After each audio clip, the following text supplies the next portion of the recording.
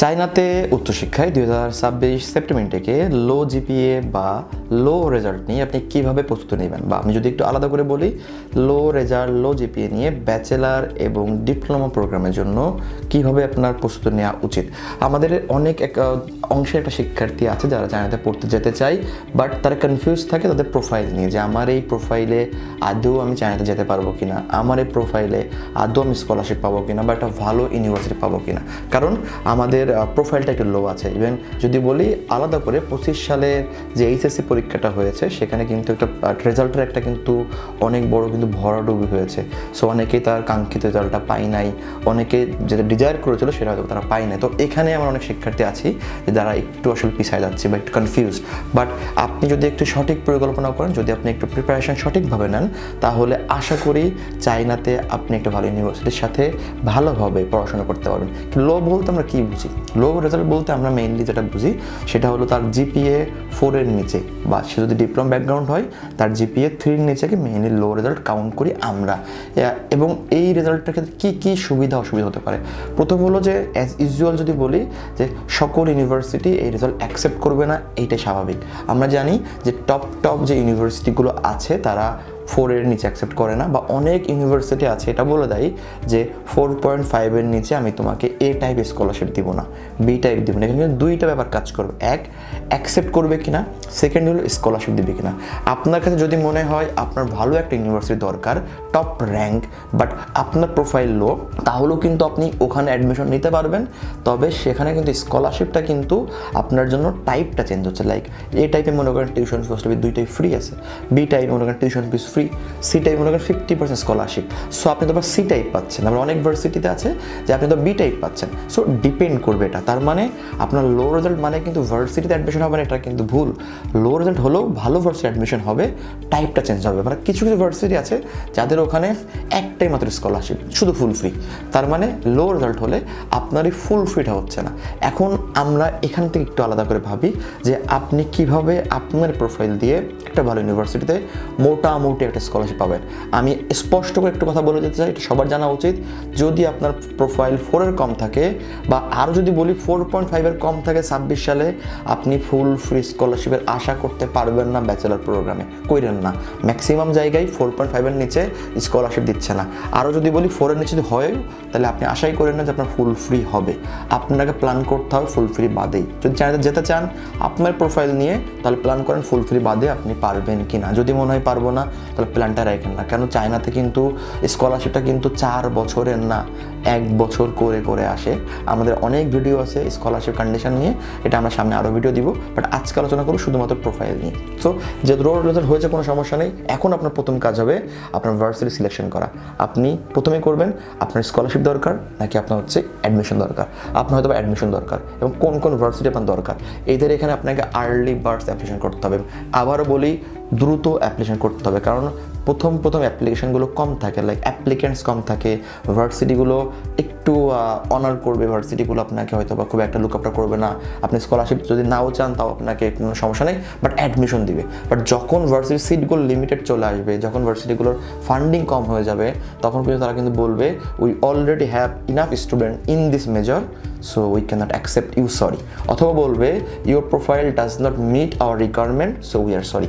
But আপনি early apply করেন। আমরা এমনও শিক্ষার্থী পেয়েছি লো রেজাল্ট নিয়েও কিন্তু তারা কিন্তু একটা ভালো ইউনিভার্সিটিতে তার একটা স্কলারশিপ সহ অ্যাডমিশন হয়েছে।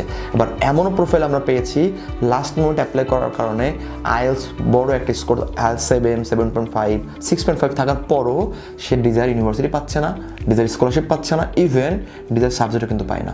কারণ ভার্সিটিগুলো কিন্তু সাবজেক্ট লিমিটেড থাকে।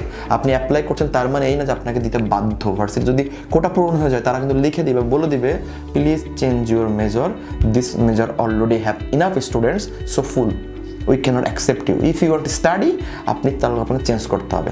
তখন কিন্তু প্রবলেমটা পড়বেন, কারণ দিশে দেখবেন ভার্সিটি পাচ্ছি না, ভালো সাবজেক্টও পাচ্ছি না, স্কলারশিপ পাচ্ছি না। ভাই তখন এত কষ্ট করার পরে হয় বাধ্য হয়ে যাবেন বন্ধুর উপর চাপ দিয়ে, অথবা কী করবেন পুরো প্ল্যান বাদ দিয়ে, মানে একবার প্ল্যান বাদ দিয়ে মানে আপনার 6 মাসের একটা ইফোর্ট কিন্তু শেষ হয়ে যাচ্ছে, আপনার প্ল্যানিং নষ্ট হচ্ছে। আপনি চাইলেও বাংলাদেশে ওইভাবে মন দিয়ে আর শুরু করতে পারবেন না, হয়তো আপনাকে আরও 1 বছর ওয়েট করতে হবে। আর যত ওয়েট করবেন আপনি তত আপনি হচ্ছে পিছাবেন, আগাবেন না। কারণ বর্তমান যুগে সময়ের আগে আপনাকে আগাতে হবে, যত আগাতে ভাই। বর্তমান যুগে আমরা বসে আছি 26-এ, দুনিয়া বসে আছে 2050-এ। সো আপনি যদি 1 বছর পিছান, দুনিয়া চলে যাবে 70-এ, কিন্তু আপনি থাকবেন তো হচ্ছে 2025 সালে।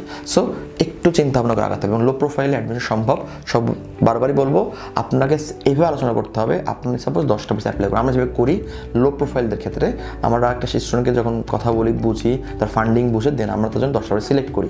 আমরা তার জন্য টপ লেভেলে 3টা ভার্সিটি অ্যাপ্লিকেশন করবো, মিডিয়াম লেভেলে 3টা, এবং লো লেভেল ভার্সিটিতে করবো, লো র্যাঙ্ক ভার্সিটিতে আমরা একটু 3টা করবো।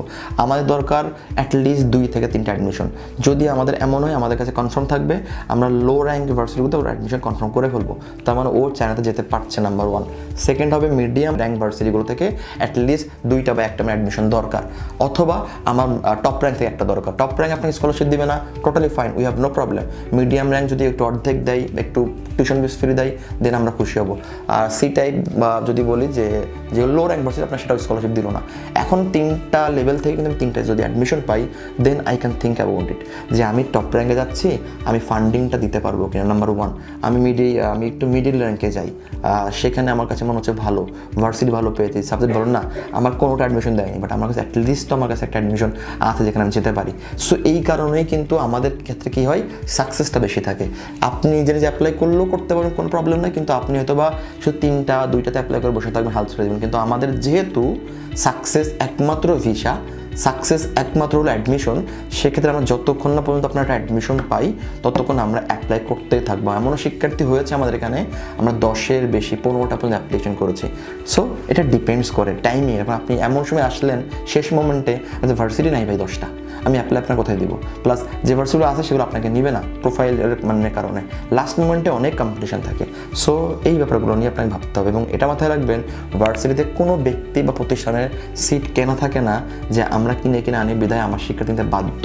যদি তাই হতো তাহলে বাংলাদেশে কোনো রিজেকশন আসতো না, লাইক আমাদের কোনো রিজেকশন থাকতো না, কোনো অ্যাডমিশন বাদের স্টুডেন্ট থাকতো না, সবাই অ্যাডমিশন পাইতো। বাট আলটিমেটলি সব প্রোফাইল নিয়ে অ্যাডমিশন হয় না। আপনি দেখবেন 100টা ফাইল নেওয়া মানে 100টা ভিসা না, 100টা অ্যাডমিশন। এই দিন আগে ছিল, চায়নাতে এই দিনটা আগে ছিল, একটা অ্যাপ্লাই মানে একটা অ্যাডমিশন, একটা অ্যাডমিশন মানে একটা ভিসা।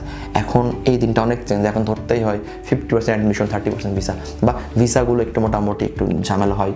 চায়নাতে ভিসা পাওয়া সহজ, অ্যাডমিশন পাওয়া কঠিন। সো এই অ্যাডমিশনের জন্য আপনাকে দ্রুত প্রসেস করতে হবে। ভিসা আপনি চাইলে 2 মাস পরে অ্যাপ্লাই করতে পারেন, নো প্রবলেম, কিন্তু অ্যাডমিশন 2 মাস পরে করতে পারবেন না। এই জন্য বারবার আমরা বলি আর্লি অ্যাপ্লাই। আপনাদের উচিত এই কথাগুলো কনসিডার করে দেন এইভাবে প্রিপারেশন নেওয়া। এবং চায়নাতে সেপ্টেম্বর ইনটেকে ব্যাচেলারের জন্য মেইনলি সিসি এক্সাম যেহেতু কার্যকর করেছে, আপনাকে আরও বেশি আগাতে হবে। ফর ডিপ্লোমার ক্ষেত্রে রেজাল্ট খুব একটা ইস্যু করে না, ডিপ্লোমার ক্ষেত্রে আপনার ইন্টারভিউ ইস্যু করবে।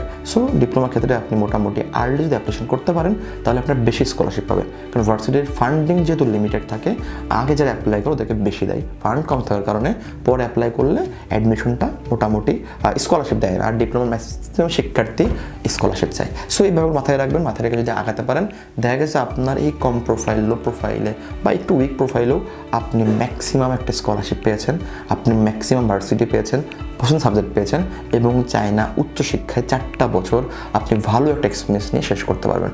চায়না উচ্চশিক্ষায় যদি আপনার আরও প্রশ্ন থাকে, আগ্রহ থাকে, চাইলে আমরা অফিসে আসতে পারেন, আমাদের সাথে কন্ট্যাক্ট করতে পারেন। আমরা WW টিম 7 বছরের সময় চায়না বিভিন্ন ইউনিভার্সিটি স্কলারশিপে কাজ করে আসছি। আশা করি আপনি উচ্চশিক্ষা জানেন, WW শুভ হবে। ভালো থাকবেন, আসসালামু আলাইকুম।